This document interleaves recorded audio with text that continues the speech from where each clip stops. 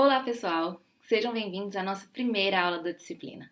Meu nome é Juliana Conte e hoje eu vou apresentar para vocês alguns conceitos relacionados ao desenho técnico e falar sobre a teoria do desenho projetivo utilizada em desenho técnico. Bom, e para começar, nós precisamos compreender o que é o desenho técnico. O desenho técnico nada mais é do que uma forma de expressar graficamente a forma, a dimensão e a posição de objetos de acordo com as necessidades de quem está representando. É uma linguagem gráfica universal. Especialmente na engenharia de produção, o desenho técnico ele vai ajudar muito na padronização das peças e na otimização de processos empresariais, além de facilitar o entendimento do produto por parte do operador. E dentro do desenho técnico, nós temos os desenhos projetivos e os desenhos não projetivos. Qual a diferença entre os dois? Os desenhos projetivos são aqueles resultantes de projeções do objeto em um ou mais planos de projeção, como por exemplo as vistas ortográficas e as perspectivas. Já os desenhos não projetivos, eles são resultantes de cálculos algébricos e como exemplos nós temos os gráficos, os fluxogramas, os organogramas e etc. E como exemplos aqui do desenho projetivo, nós podemos ilustrar o desenho técnico de arquitetura, o desenho técnico de marcenaria e o desenho técnico de mecânica. E como exemplo do desenho não projetivo, nós temos aqui um organograma. Nesse organograma, nós podemos ver que a gente consegue enxergar exatamente como funciona a organização de uma empresa, qual é a ordem hierárquica que está se adotando dentro de uma empresa. Então, nós temos o cargo principal do diretor, depois temos o gerente administrativo e o gerente de produção. Depois, vinculados ao gerente administrativo, nós temos expedição, vigilância e depois a manutenção e assim por diante. E um outro exemplo de desenho não projetivo é um gráfico, por exemplo, muito utilizado dentro de um ambiente empresarial. Bom, e de onde é que surge então esse desenho técnico, né? Qual é a sua origem? O uso de planta e elevação mais antigo de que se registra é um álbum de desenhos do Vaticano, do autor Giuliano Sangallo, lá do ano de 1490. Depois, lá no século XVII, o matemático francês Gaspard Monge criou, utilizando projeções ortogonais, um sistema com correspondência entre os elementos do plano e do espaço, a que ele deu o nome de geometria descritiva. Depois, no século XIX, é que começam a normatizar a geometria descritiva, ou seja, a criar normas, transformando essa linguagem em uma linguagem gráfica universal. E o principal objetivo disso era fazer com que essas representações fossem algo padronizado e possibilitassem o intercâmbio de informações. Bom, e como nós vamos então padronizar os nossos desenhos técnicos? Para isso, nós vamos seguir as normas que são estabelecidas pela Associação Brasileira de Normas Técnicas, mais conhecida como ABNT. E ao longo dessa disciplina, nós vamos falar sobre as seguintes normas. A NBR 10647, que vai falar é a norma geral do desenho técnico. A NBR 10068, que vai falar sobre a folha de desenho, layout e dimensões. A 8403, que vai falar sobre a aplicação dos tipos de linha em desenho técnico. A 10067, que vai dispor sobre os princípios gerais de representação em desenho técnico. A 8196, que vai falar sobre o emprego de escalas, que é essencial para a gente conseguir representar corretamente os nossos elementos. A 12298, que vai falar sobre representação de área de corte por meio de achuras em desenho técnico. E, por fim, a norma que vai falar sobre cotagem em desenho técnico, que nada mais é do que quando a gente vai falar sobre o dimensionamento. Como é que a gente vai dimensionar essas nossas peças, esses nossos elementos em desenho técnico? Bom, e a primeira norma sobre a qual nós vamos falar é a 10068, que vai falar sobre as folhas de desenho, layout e dimensões. É nessa norma que nós vamos encontrar as dimensões, as margens, os comprimentos de legenda, as espessuras das linhas das margens para os formatos padrão de folhas que nós vamos utilizar em desenho técnico. E aí, nessa tabela, nós conseguimos enxergar os formatos padrão que nós temos, que são o A0, A1, o A2, o A3 e o A4. Vocês vão ver que vocês vão precisar dessas informações de margem, comprimento de legenda e espessura das linhas para as atividades que serão desenvolvidas nessa disciplina. Aqui nessa imagem, nós conseguimos observar e entender qual é o tamanho de cada um, qual é o tamanho, né, a dimensão de cada um desses papéis, dessas folhas. Então, nós temos ali o papel A4, que é o papel mais convencional, esse que nós usamos no nosso dia a dia. Depois nós temos o A3, que nada mais é do que dois A4, é como se nós estivéssemos posicionando dois A4 juntos. Depois nós temos o A2, que nada mais é do que dois A3. Depois o A1, dois A2 e o A0, que nada mais é do que dois A1s. E a nossa próxima norma é a NBR 8403, de extrema importância para a representação em desenho técnico. Isso porque ela vai falar sobre a aplicação de linhas em desenho. É nela que fica definido, por exemplo, que a linha contínua larga vai ser usada para representar arestas e contornos visíveis, e que a linha contínua estreita vai ser utilizada para representar linhas de cotas, linhas auxiliares, linhas de chamadas e as achuras. Nela também define-se que a linha contínua estreita à mão livre ela vai ser utilizada para representar os limites de vistas ou cortes parciais ou interrompidas se o limite não coincidir com as linhas traço-ponto.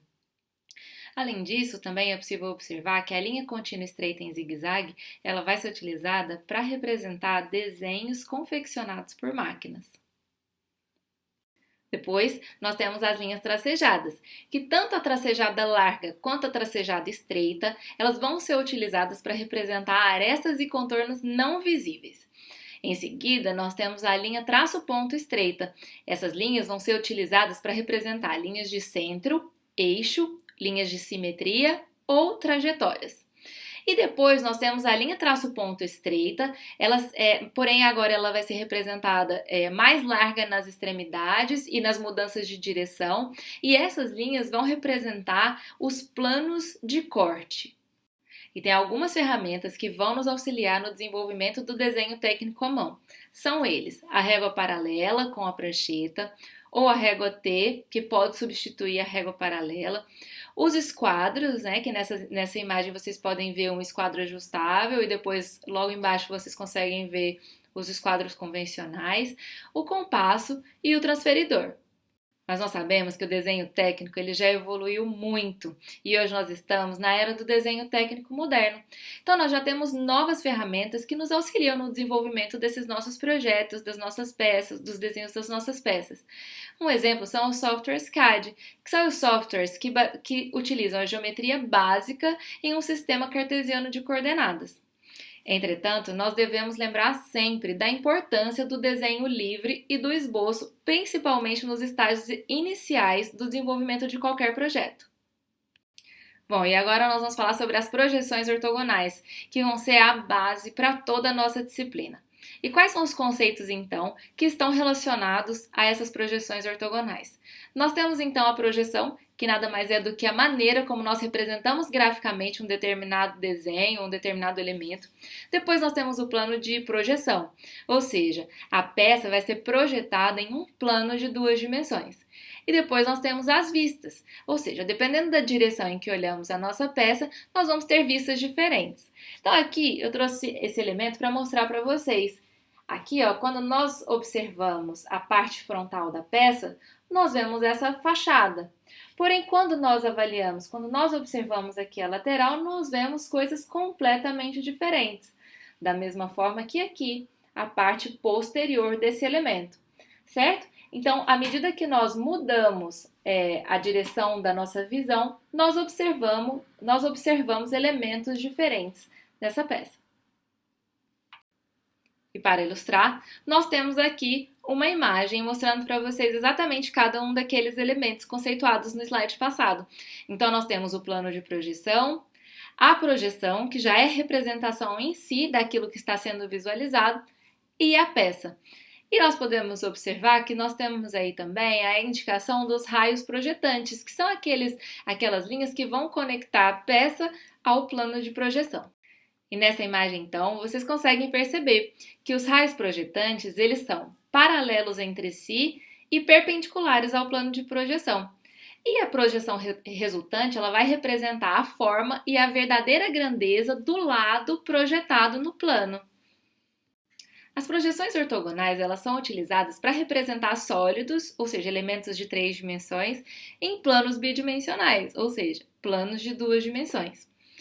E nessa imagem nós conseguimos perceber que um cilindro, um paralelepípedo e um prisma de base retangular terão as suas projeções exatamente iguais. Então, somente através dessas vistas não será possível identificar quais são as formas espaciais que estão representadas. E aqui nessas imagens vocês vão conseguir perceber que nós temos duas vistas de cada um daqueles sólidos que nós vimos no slide passado. Entretanto, vocês vão perceber que apesar de essas duas vistas mostrarem as três dimensões da peça, ou seja, altura, largura e profundidade, algumas vezes só essas duas vistas também não serão suficientes para a gente compreender exatamente como é o sólido que está sendo representado. Eu vou mostrar isso para vocês no próximo slide. E aqui nós conseguimos perceber, então, que nós temos dois sólidos diferentes, porém, quando projetados em dois planos, nesses dois planos que estão indicados, as projeções são exatamente iguais. Então, o que seria a vista frontal e a vista superior da peça à esquerda será exatamente igual ao que seria a vista frontal e a vista superior da peça da direita. Ou seja, essas duas representações, essas duas projeções não seriam suficientes para determinar exatamente como é esse sólido que está sendo representado. E cada uma das projeções dessas faces de um elemento em um plano, elas vão ser chamadas de vistas. E nesse caso, nessa imagem, nós temos as representações das três vistas desse paralelepípedo. E através dessas três vistas, será possível definir exatamente a forma do objeto representado. Por norma, nós sabemos que o lado que for projetado no plano vertical será considerado a vista frontal da peça. Já a vista superior estará representada no plano horizontal. E a vista lateral esquerda estará representada no plano lateral. Então aqui vocês conseguem observar exatamente a vista frontal, a vista lateral e a vista superior daquele elemento que está representado ali no cantinho direito da tela de vocês. Bom, e aqui nós temos mais uma peça a título de exemplo para vocês conseguirem começar a compreender de onde surgem as vistas de uma peça. Então, essa peça ela já está posicionada corretamente. Nós temos aqui o plano vertical, o plano lateral e o plano horizontal. Então, nós sabemos que a projeção que é resultante aqui no plano horizontal vai dar origem à vista superior. A projeção resultante aqui no plano vertical vai ser a vista frontal e a projeção resultante aqui no plano lateral, que está situada à direita da peça, vai dar origem à vista lateral esquerda. O que é importante nós observarmos nessa peça? É que existem arestas que estão escondidas, ou seja, quando nós observamos aqui na posição 2, quando nós observamos a peça, analisamos a peça de cima para baixo, e quando nós fazemos a projeção de tudo que está sendo visto aqui, a partir dessa posição número 2, lá no plano horizontal, nós vamos observar que essa seção B aqui, a superfície B, ela vai estar oculta quando for projetada aqui no plano horizontal. Então, vocês vão observar aqui na imagem à direita que esse plano B vai estar representado na vista superior com a linha tracejada, que é a linha que representa arestas e contornos não visíveis. O mesmo vai acontecer com a superfície A, lá na vista lateral esquerda, porque quando nós estivermos observando essa peça a partir do ângulo 3 aqui, vocês vão observar que essa superfície A, ela não vai estar visível e, portanto, vai ter que ser representada com uma linha tracejada, ou seja, linha de aresta e contorno não visível. Bom, e por se tratar de um mesmo objeto, o desenho deve resguardar as mesmas proporções da peça. Portanto, os lados que aparecem em mais de uma vista, eles não podem ter tamanhos diferentes. Ou seja, a peça vai ter que ter o mesmo comprimento nas vistas de frente e na vista superior, a mesma altura nas vistas de frente e na vista lateral e a mesma largura na vista lateral e na vista superior, como é possível nós observarmos nessas imagens desse slide. Observar que nós temos E para representar cilindros, nós vamos precisar lembrar que as linhas projetantes elas vão sair sempre dos cantos ou das arestas da peça. Então nós podemos observar aqui na imagem o cilindro já está posicionado. Aqui nós vamos fazer as projeções desse cilindro no plano vertical e no plano lateral. E aqui também, claro, no plano horizontal. Então, nós vamos ter as 3 vistas desse cilindro.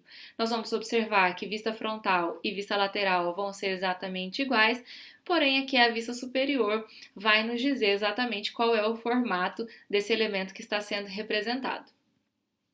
E à medida em que falávamos sobre as projeções ortogonais, já foram apresentadas para vocês 2 tipos de linha. As linhas de arestas e contornos visíveis, que são as linhas contínuas largas, e as linhas de arestas e contornos não visíveis, que são as linhas tracejadas. E agora eu vou mostrar para vocês mais um tipo de linha, que é a linha de centro. Essas linhas de centro, elas vão ser representadas com linhas traço-ponto estreitas e elas vão indicar os eixos em corpos de rotação. E é importante lembrar que o comprimento total dessa linha de centro deve ser de 3 a 4 vezes maior do que o traço da linha tracejada, de aresta e contorno não visível. Além disso, ele deve ultrapassar as linhas de contorno do desenho, ou do elemento circular. E quais são os elementos em que nós vamos necessariamente precisar inserir as linhas de eixo ou centro? São os furos, os rasgos e as partes cilíndricas.